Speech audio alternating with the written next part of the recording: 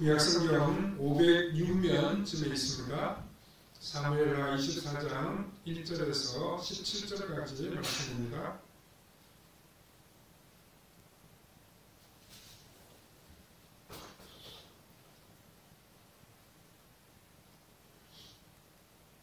(24장 1절부터 17절까지) 우리 말씀을 같이 읽겠습니다. 여호와께서 다시 이스라엘을 향하여 진노하사 그들을 치시게 하고 다윗을 격동시키사 가서 이스라엘과 유다의 인구를 조사하라 하신지라.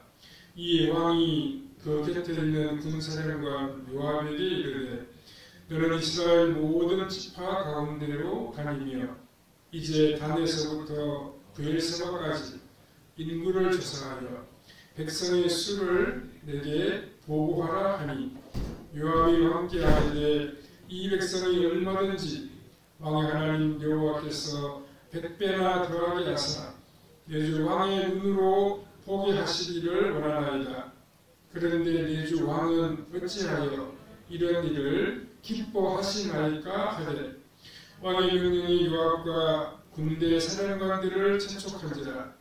요압과 사령관들이 이스라엘 인구를 조사하려고 왕 앞에서 물러나 요단을 건너 갓 골짜기 가운데 성읍 아로엘 오른쪽 곳 아셀 맞은쪽에 이르러 장막을 치고 길르앗에 이르고 가집시의 땅에 이르고 또 다나야에 이르러서는 시돈으로 돌아 두로 견고한 성에 이르고 히위 사람과 가나안 사람의 모든 성읍에 이르고 유다 남쪽으로 나와 브엘세바에 이르니라.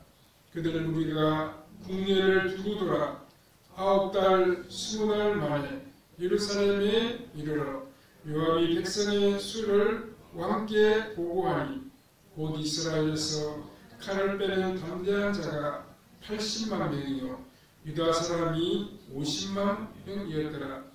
다윗이 백성을 조사한 후에 그의 마음이 자책하고 다윗이 여호와께 아뢰되 내가 이 일을 행함으로 큰 죄를 범하였나이다.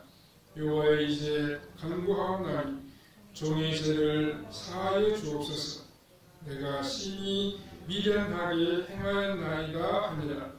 다윗이 아침에 일어날 때 여호와의 말씀이 다윗의 생견자 된 선지자 갓세에 임하여 이르시되 가서 다윗에게 말하기를 여호와께서 이와 같이 말씀하시기를 내가 내게 세 가지를 보이노니 너를 위하여는 그 중에서 하나를 택하라. 내가 그것을 내게 행하리라 하셨다 하라 하시니 갓이 다윗에게 이르러 아뢰어 이르되 왕의 땅에 7년 기근이 있을 것이니까 혹은 왕이 왕의 원수에게 쫓겨 석 달 동안 그들 앞에서 도망하실 것이니까 혹은 왕의 땅에 사흘 동안 전염병이 있을 것이니까 왕은 생각하여 보고 나를 보내신 이에게 무엇을 대답하게 하소서 하는지라. 다윗이 갓에게 이르되 내가 고통 중에 있도다. 청하건대 여호와께서는 긍휼이 크시니 우리가 여호와의 손에 빠지고 내가 사람의 손에 빠지지 아니하기를 원하노라 하는지라. 이에 여호와께서 그 아침부터 정하신 때까지 전염병을 이스라엘에게 내리시니 단에서부터 브엘세바까지 백성의 죽은 자가 7만 명이라. 천사가 예루살렘을 향하여 그의 손을 들어 멸하려 하더니 여호와께서 이 재앙 내리심을 뉘우치사 백성을 멸하는 천사에게 이르시되 조카가 이제는 내 손을 거두라 하시니 여호와의 사자가 여우수 사람 아라우나의 타작마당 곁에 있는지라. 다윗이 백성을 치는 천사를 보고 곧 여호와께 아뢰어 이르되 나는 범죄하였고 악을 행하였거니와 이 악무리는 무엇을 행하였나이까. 청하건대 주의 손으로 나와 내 아버지 집을 치소서 하니라. 여기까지 봤습니다. 오늘은 인구를 조사한 다윗이라는 제목으로 잠시 말씀을 생각해 보겠습니다. 우리나라는 5년마다 인구 센서스를 실시하고 있습니다. 이것을 1990년부터 인구주택 총조사라고 바꾸어 부르고 있습니다. 이런 조사 통계를 바탕으로 국민들에게 필요한 도시계획과 교통, 교육, 환경 등의 나라의 정책을 세워나갑니다. 다윗도 이스라엘의 왕으로 인구조사를 실시했습니다. 그렇게 함으로 세금을 부과하는 데 자료로 사용하고 군인들을 모집하는 데 참고로 삼으려고 했던 것 같습니다. 그런데 하나님은 이렇게 인구조사를 한 다윗을 징계하셨습니다. 우리는 오늘의 본문을 함께 살펴보므로 하나님 우리에게 말씀하시는 바를 함께 깨달을 수 있어야 하겠습니다. 첫 번째로 다윗은 인구조사를 시행했습니다. 다윗은 나라를 잘 다스리고 있었는데 어느 날 자신의 나라에서 전쟁에 나갈 수 있는 사람이 얼마나 되는지 조사해야 하겠다는 충동이 일어났습니다. 그런데 이 인구조사에 대한 마음이 얼마나 컸던지 다윗은 신하들의 반대에도 불구하고 상당한 기간이 걸리는 이 일을 행하고야 말았습니다. 1절과 2절에 여호와께서 다시 이스라엘을 향하여 진노하사 그들을 치시려고 다윗을 격동시키사 가서 이스라엘과 유다의 인구를 조사하라 하신지라. 이에 왕이 그 곁에 있는 군사령관 요압에게 이르되 너는 이스라엘 모든 지파 가운데로 다니며 이제 단에서부터 브엘세바까지 인구를 조사하여 백성의 수를 내게 보고하라 하니 라고 했습니다. 다윗이 이러한 인구조사를 언제 실시했는지 우리가 정확하게 알 수는 없습니다. 그가 이런 크나큰 국책사업인 인구조사를 시행하려면 전쟁이 없던 평화의 시기였거나 다윗이 한참 주변 나라들을 정복할 때가 아니었는가 하는 생각이 듭니다. 다윗이 행한 전쟁은 다른 나라들을 정복하기 위한 그런 전쟁은 아니었습니다. 다윗이 싸운 나라들은 모두가 다 악한 나라였습니다. 다른 나라들을 괴롭히거나 약탈하는 그러한 나라들이었습니다. 그래서 다윗의 전쟁은 의로운 전쟁이었고 사람들에게 칭송과 존경을 받는 전쟁을 치렀습니다. 그런데 다윗이 자꾸만 전쟁을 하다 보니까 그런 처음의 마음은 조금 사라지고 이왕 전쟁을 하는 것이니 다윗 자신도 실속을 채워보자는 정복의 욕심이 생겨났던 것 같습니다. 그 결과 다윗은 자신도 자신의 나라의 가용 군사력을 잘 파악하여 주변 여러 나라들을 정복하여 거대한 나라를 세워보자는 욕심이 생겨났던 것 같습니다. 이것은 어떤 사람이 하나님의 인도하심에 따라서 기회가 생기면 조금 사업을 넓히고 또 넓히다가 어느 순간 욕심에 사로잡혀 많은 빚을 끌어들여 크게 사업을 벌이려고 하는 것과 비슷하다고 말할 수 있습니다. 물론 무엇이든지 한번 크게 되려고 하면 결단의 순간이 필요합니다. 이제까지 자신이 머물러 있던 틀을 과감하게 벗어던지고 새로운 것을 향하여 도전해야 할 때가 있습니다. 그러나 이것이 하나님의 뜻이 아니고 자신의 욕심과 야망에 따라서 되어졌을 때 실패하게도 되어집니다. 하나님은 하나님의 뜻이 아니면 아예 처음부터 사랑하는 사람을 실패하게 만듭니다. 즉, 다윗은 전쟁을 시작해보지도 못하고 인구 조사만 하고서도 하나님의 징계의 채찍을 맞았습니다. 만약 다윗이 이때 다른 나라들을 정복하기 위해 전쟁을 했다고 하면 당대의 영웅이 되었을지도 모릅니다. 그러나 그렇게 했더라면 다윗은 성령의 기름 부으심을 계속 받을 수 없었을 것입니다. 성령의 사람은 결코 이런 식의 정복자가 될 수가 없습니다. 왜냐하면 정복자들은 하나님이 정해놓으신 범위를 벗어나서 다른 나라를 공격하는 침략자들이기 때문입니다. 그런데 다윗이 이러한 인구조사에 대한 충동을 갖게 된 것은 이스라엘의 죄악 때문이었습니다. 즉, 이스라엘 백성들이 죄를 범했기 때문에 하나님께서 다윗의 분별력을 흐리게 만드신 것입니다. 1절 앞부분에 보시면 여호와께서 다시 이스라엘을 향하여 진노하사 이렇게 말씀하고 있습니다. 성경은 그 이스라엘의 죄가 정확하게 무엇인지는 말씀하고 있지 아니합니다.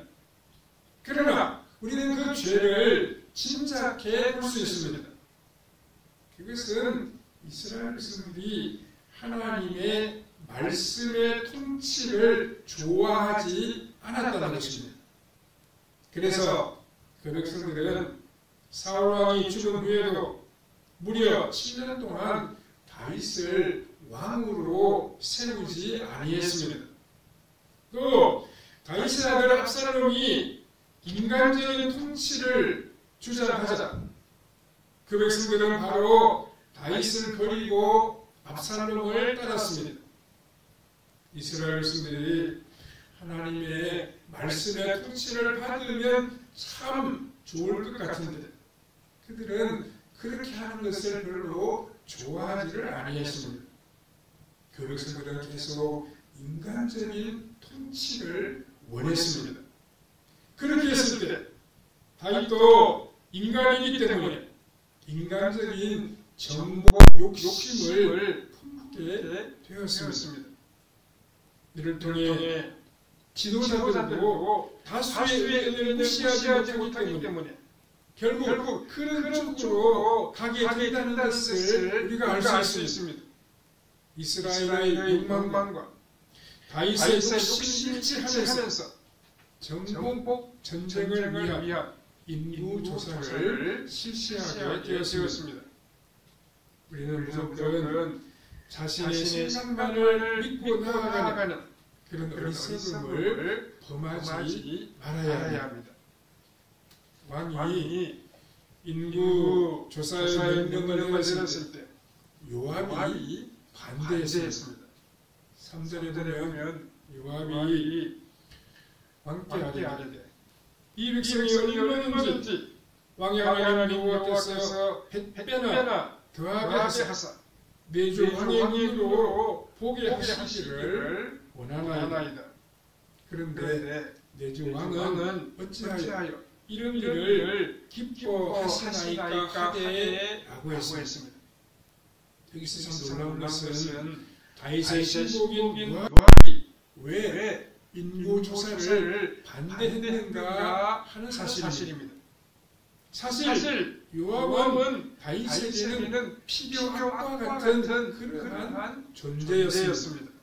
그는 다윗의 사격을 다 담당하면서 자신의 실속도 챙기는 사람이었습니다. 그런데 어떻게 인구조사에 대해서 이 이기적이면서도 야망이 있는 요압이 반대를 했는가 하는 점입니다. 아마도 기회주의자이면서 야심이 있는 요압이 보기에도 다윗의 이번 결정은 신앙적이지 않다는 판단이 들었기 때문입니다. 다윗의 모세가 홀린 것처럼 야망으로 가득 차서 인구수사를 하겠다고 하는데 아무리 생각해도 왕이 무엇인가 잘못 생각하고 있는 것처럼 보였습니다. 그러나 다윗이 참 이상하게도 이 인구조사에 대해서는 너무나도 강하게 고집을 부렸습니다. 그래서 요압과 군대 사령관들을 채택해서 인구조사를 실시하게 했습니다.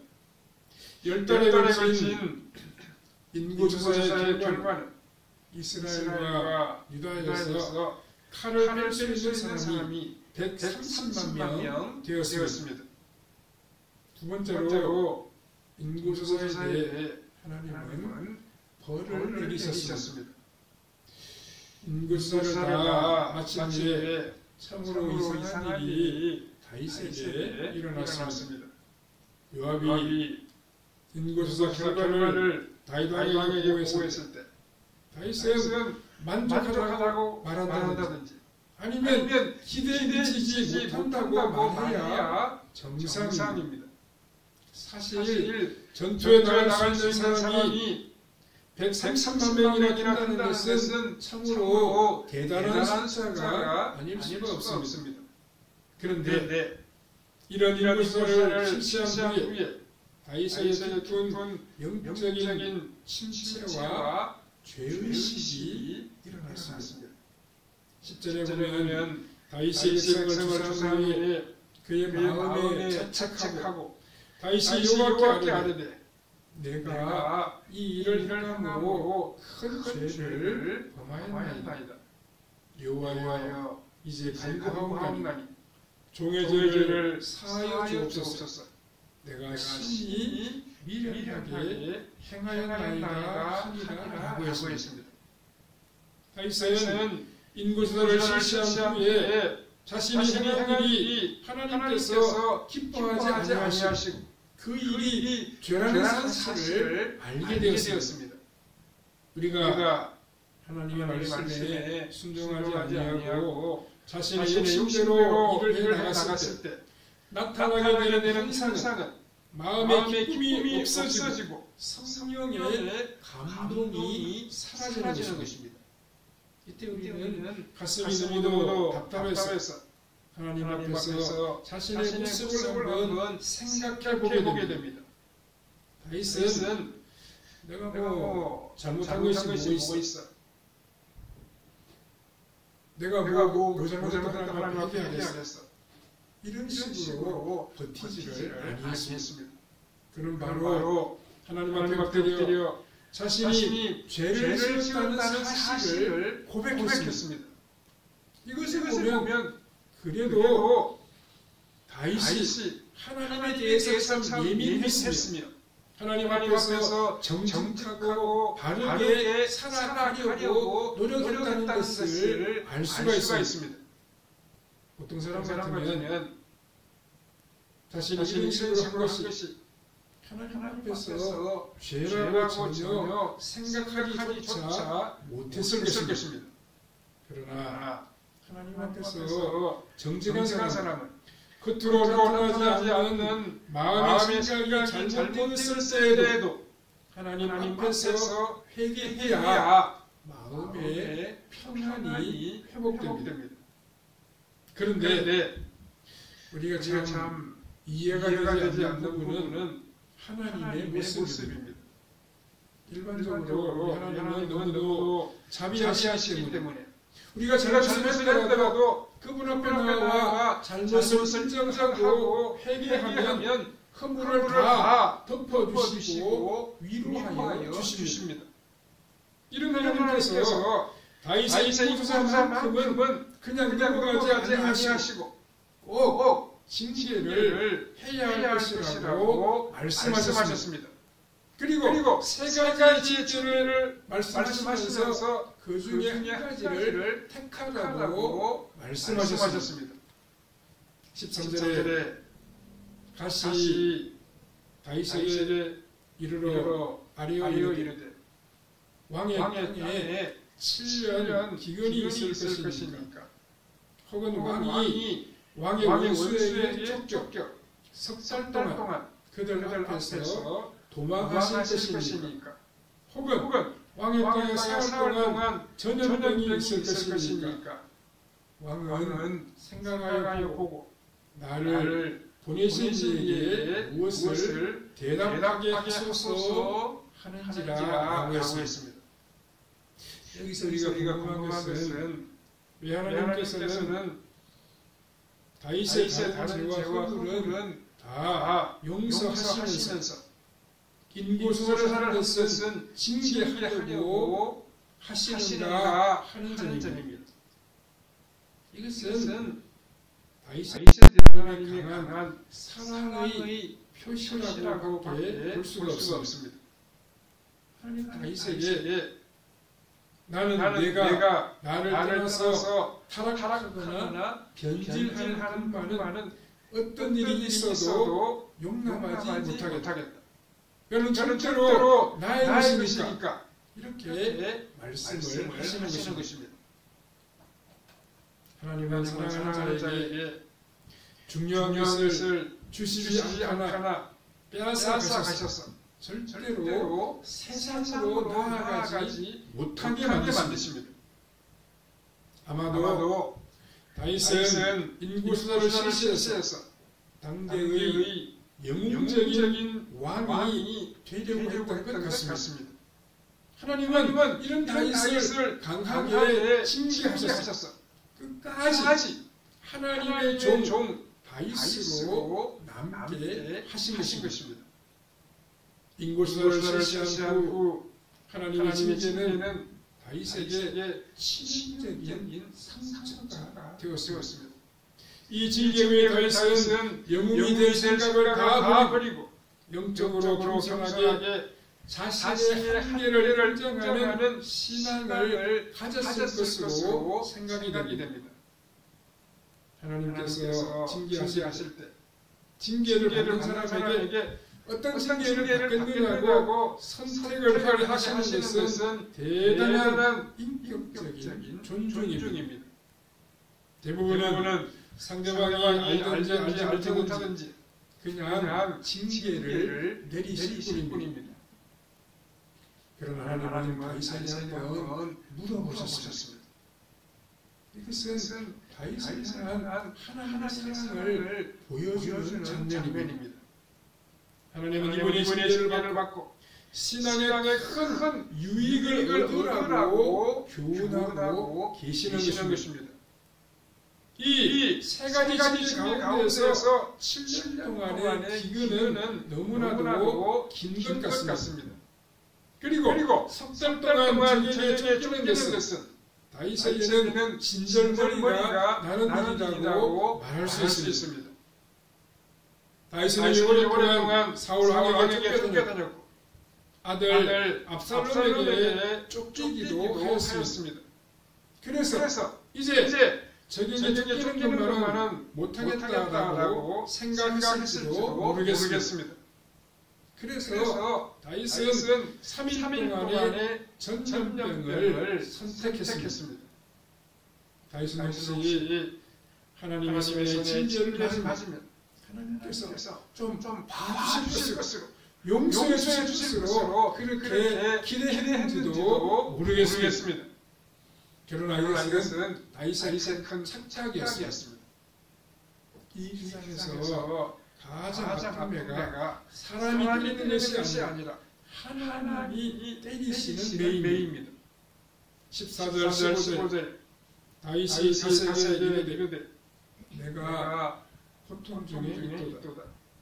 청하건대 여호와께서는 능력이 크시니 우리가 여호와의 손에 빠지고 내가 사람의 손에 빠지지 아니하기를 원하노라 하는지라. 이에 여호와께서 그 아침부터 정하신 때까지 전염병을 이스라엘에게 내리시니 단에서부터 브엘세바까지 백성의 죽은 자가 7만 명이라고 기록하고 있습니다. 다윗은 하나님께서 조금 치시다가 봐주실 것으로 알았습니다. 그러나 하나님 하면은 너무 무서워 무려 7만 명이나 죽게 하셨습니다. 다윗의 것으로 인해 이토록 많은 사람들이 하나님의 징계로 말미암아 죽임을 당하게 되었습니다. 기도자의 책임이 너무나도 크다는 사실을 여기서 다시 한번 확인할 수 있습니다. 우리는 의롭고 정직하고 참으로 국민을 아끼는 지도자가 우리나라를 다스릴 수 있도록 늘 기도해야만 합니다. 세 번째로 다윗은 죽음의 사자를 보았습니다. 천사는 사람들의 눈에 보이지를 아니합니다. 그러나 하나님은 예외적인 사람들에게 천사를 보여주신 적이 있습니다. 다윗은 전염병으로 이스라엘 백성을 치시는 재앙의 천사를 보았습니다. 16절에 천사가 예루살렘을 향하여 그의 손을 들어 멸하려 하더니 여호와께서 이 재앙의 내리심을 뉘우치사 백성을 멸하는 천사에게 이르시되 족하다 이제는 내 손을 거두라 하시니 여호와의 사자가 여부스 사람 아라고나의 타당마당 끝에 있는지라 라고 했습니다. 원래 하나님은 어떤 일을 하시고 뉘우치시는 분이 아니십니다.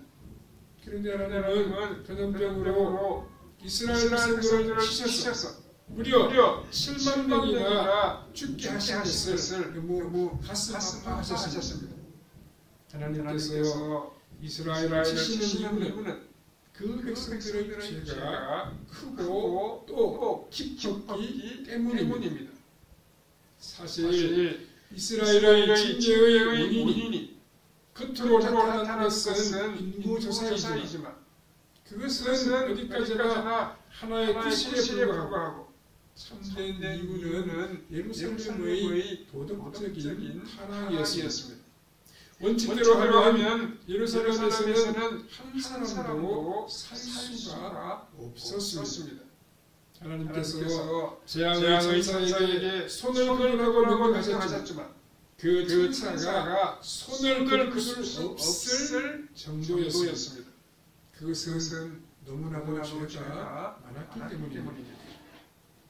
다윗은 이 천사를 보고 왕이 자신의 죄를 지었는데 왜 백성들에게 징계를 내리시느냐고 사정을 합니다. 참으로 무서운 것은 왕이 잘못했을 때 하나님께서는 그 백성들을 치십니다. 그러니까 왕은 더욱더 고통스러울 수밖에 없습니다.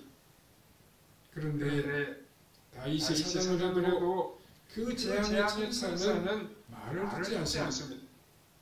결국 이 재앙의 천사를 떠나게 할 수 있는 방법은 거기서 하나님 앞에 제사를 드리는 것뿐이었습니다. 오늘 본문에 이어지는 말씀을 보면 다윗은 재앙의 천사를 떠나게 하려고 타작마당 주인에게 그 땅을 사서 하나님께 제사를 드리고 싶다고 말했습니다. 그랬더니 주인이 무상으로 그 땅을 사용하라고 했지만 다윗은 그 땅을 돈을 주고 구입하여 하나님께 제사를 드렸습니다. 나중에 바로 이 장소에 솔로몬이 성전을 건축하게 됩니다. 죽음의 천사를 떠나게 하는 것은 피가 있는 제사였습니다. 하나님 앞에 바른 예배를 드리는 것이었습니다. 여기서 우리는 이스라엘이 외부의 적과 전쟁을 하여 이기는 것보다 하나님께 피가 있는 예배를 통해 제 용서를 받는 것이 훨씬 더 중요함을 알게 됩니다. 하나님을 바르게 예배하는 것이 재앙과 어려움을 이겨내게 만든다는 사실입니다. 우리 하나님 앞에 아름다운 예배를 드리고 또 우리가 주일 이후에 일상적인 생활에서 복된 삶의 예배를 드리는 것이 하나님의 풍성한 은혜와 긍휼을 받아들이는 방법입니다. 그래서 우리가 주일의 예배와 또 주일의 삶에서 하나님을 바르고 정직하고 우리 삶을 하나님을 찬양하는 복된 삶의 예배를 드리는 것이 우리 삶에서 너무도 중요하다는 사실을 기억하고 살아가야 할 것입니다. 항상 하나님을 영으로 예배하고 우리 마음을 기쁨으로 하나님께 드려 경배함으로 크신 하나님의 은혜를 받아들이는 성도님들의 삶이 다 되시기를 바랍니다. 사랑하는 하나님의 은혜를 감사합니다. 우리가 오늘 다윗의 삶을 통하여 하나님의 교훈을 함께 생각해 보았습니다. 우리도 하나님 앞에 바른 예배를 드리는 복된 믿음의 사람들 되게 하여 주시옵소서. 영과 진리로 하나님을 찬송하며 경배하게 하시고 주의 말씀을 귀담아 듣고 그 말씀의 교훈을 따라 살아감으로 하나님 주시는 신령한 은혜를 받아들이는 우리의 삶이 되게 하여 주시옵소서. 또한 6일간의 삶을 통해서 하나님 앞에 신실하고 바르게 하나님을 찬미하고 하나님께 영광을 돌리며 살아감으로 복된 삶의 예배를 드리는 우리의 발걸음이 되게 해주시기를 원하옵고 예수님의 이름으로 기도하옵나이다. 아멘.